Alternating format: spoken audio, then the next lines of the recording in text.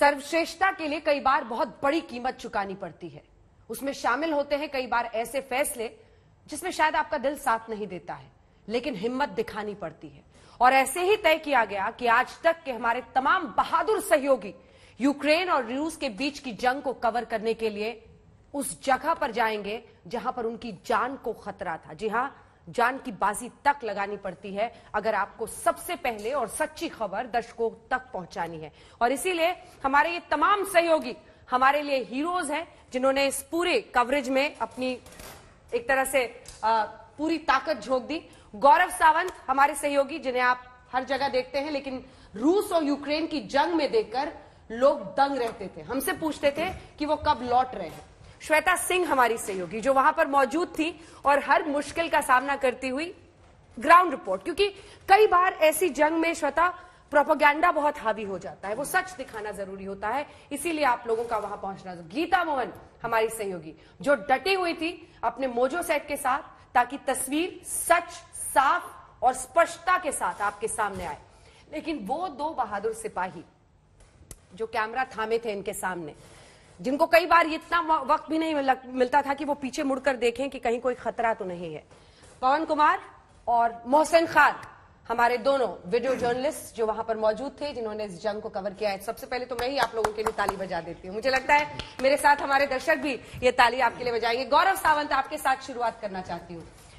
आज हम लोग जब इंतजार कर रहे थे तो लग रहा था पता नहीं गौरव आएंगे तो कैसे दिखेंगे, क्या परेशानियां उन्होंने झेली होंगी। सबसे बड़ी चुनौती क्या थी गौरव, ग्राउंड रिपोर्टिंग वहां से करने में?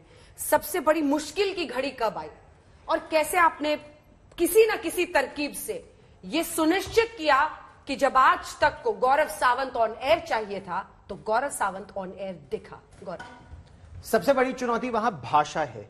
उन्हें आपकी भाषा नहीं आती, आपको उनकी भाषा नहीं आती। जब बमबारी शुरू हुई तो क्या टैक्सी ड्राइवर, क्या इंटरप्रेटर, सब चले गए, तो आप अकेले रह गए एक युद्ध के मैदान में जहां आप उनकी भाषा नहीं बोलते, वो आपकी भाषा नहीं बोलते। और जंग एक पड़ोसी देश से उनकी हो रही है, रूस और यूक्रेन की, जहां यूक्रेन में हर व्यक्ति को जो यूक्रेनी नागरिक नहीं है उसे दुश्मन के रूप में संभवतः देखा जाता है कि कहीं वो रूस की मदद तो नहीं कर रहा। और आपके हाथ में कैमरा है और वहां बम गिर रहे हैं, तो उनको लगता है कहीं आप डायरेक्ट ट्रांसमिट तो नहीं कर रहे हैं। तो इस सस्पिशन की दृष्टि से वो आपको देखते हैं। तो कहीं ये बताना पड़ता था कि आई एम एन इंडियन हूं, या कुछ एस्टैब्लिश करते थे, क्या करते? एक तो हम लोग देखने से ही भारतीय लगते हैं, तो इसका एक फायदा होता है क्योंकि भारतीयों के प्रति उनके मन में संवेदना रहती है। चाहे वो राज कपूर के दौर की बात हो या फिर लगातार जिस तरह से भारत और यूक्रेन के संबंध रहे हैं, और वहां बहुत भारतीय हैं, और बहुत भारतीय है भी, तो भारत की छवि बहुत अच्छी है एक राष्ट्र के रूप में। तो भारत के प्रति उनके मन में अच्छी भावना भी रहती है कि हम आईटी है, डॉक्टर है, मेडिकल प्रोफेशन में है, तो हम अच्छा ही काम कर रहे होंगे।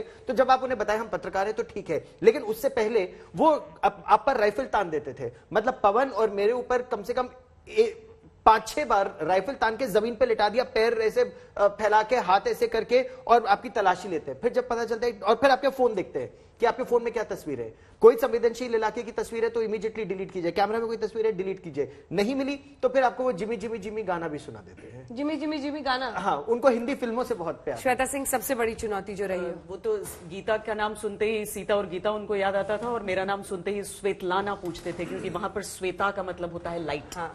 तो वो कई बार चुनौती, पता है अंजना, मुझे लगता था ना कि अगर सामने सामने आकर गोलीबारी करो, सामने सामने आकर मुकाबला करो, जो स्ट्रीट फाइट्स की बात हम कर रहे थे, या फिर एकदम सामने सोल्जर्स हो, फ्रंटलाइन वाली जंग, उसको कवर आप कर सकते हैं। जब शेलिंग आपके ऊपर होने लगती है फिर आप क्या करते हैं? उन गोलों पर तो कंट्रोल नहीं। जो फॉरेन मर्सनरीज वहां गए लड़ने, उनमें से आधे से ज्यादा इसीलिए वापस भाग गए क्योंकि वो बोले कि हमारे ऊपर गोला आकर गिरा, हम क्या करें, हम लड़े कैसे उस चीज से। जो जर्नलिस्ट वहां पर, पहला तो ठीक है स्नाइपर एक्शन में था, लेकिन दूसरे जब जर्नलिस्ट हमने खोए अपने, तो उसमें शेलिंग थी।